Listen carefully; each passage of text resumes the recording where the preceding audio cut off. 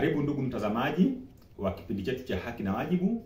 Kwa majina naitwa Miraji Abdalla Malinda, nafanya kazi na shirika la Legal Vision Organization maarufu kama Levo. Ndugu mtazamaji, kwa siku ya leo ningependa nizungumzie zaidi juu ya haki ya mhanga wa ajali za barabarani.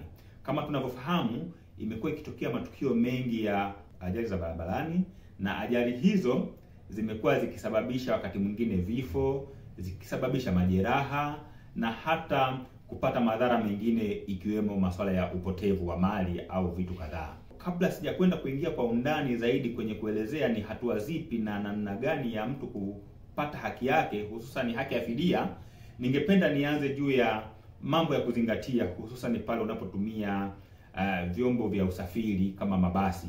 Unapokuwa abiria, yako mambo kadhaa ambayo unatakiwa kuyazingatia ili hata inapotokea changamoto kama ni ajali au ni nini, basi inakurahisishia wewe kuja kunufaika na swala la malipo ya fidia yale ambayo yanatolewa kwa mujibu wa sheria.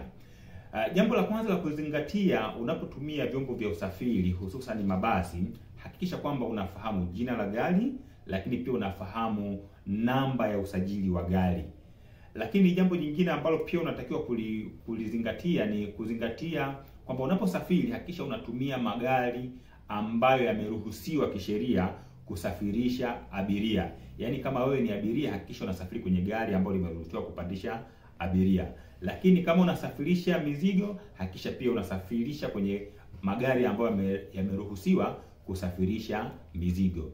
Lakini jambo jingine pia la kuzingatia ni hakikisha kwamba unapewa tiketi halali, ambayo tunaposema tiketi halali ni ile ambayo imekidhi vigezo, ikiwemo iwe ina jina lako, iwe ina kwamba safari yako inaanzia wapi inaishia wapi, muda wa safari, lakini pia unapitia wapi au inakwenda wapi, lakini pia iwe inaonyesha gharama halisi ambayo umeilipa wewe kama abiria. Hiyo ndio tunaita tiketi halali.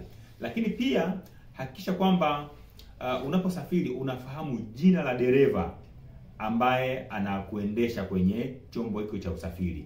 Lakini swala jingine, ndugu mtazamaji, hakikisha kwamba unajua kama hilo gari limekatiwa bima au halina.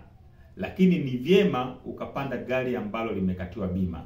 Na mara nyingi stika za bima huwa zinapachikwa pale mbele ya kioo pembeni kidogo mwa dereva. Kwa hiyo hakikisha kwamba unajua kama gari imekatiwa bima na kampuni ambayo gari hiyo imekatiwa bima. Lakini swala jingine la kusisitiza ni kuhakikisha kwamba unapokuwa kwenye chombo cha usafiri, hakikisha kwamba huhami siti. Huhami siti. Manake ipo kasumba ya watu, unakuta amepangiwa labda siti namba 6, lakini unakuta ndani ya safari anahama na kwenda siti namba 10. Kwa hiyo inapotokea changamoto, anashindwa kutambulika mtu wa namna hiyo kwamba je, ni abiria halali wa gari hiyo au sio, kwa sababu unakuta sehemu ambayo ameandikiwa unakuta amehama kwenda kwenye siti nyingine.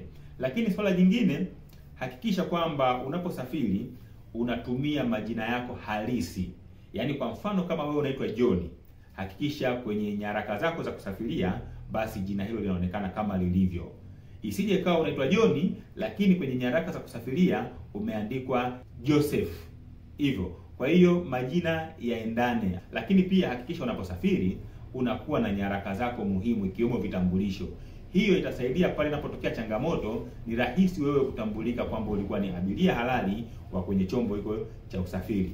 Ndugu mtazamaji, kwa siku ya leo ningeomba niishie hapo, lakini tutaendelea na mtiririko wetu wa video hizi za kuhusiana na masuala ya haki za mhanga wa ajali za barabarani. Karibu, asanteni.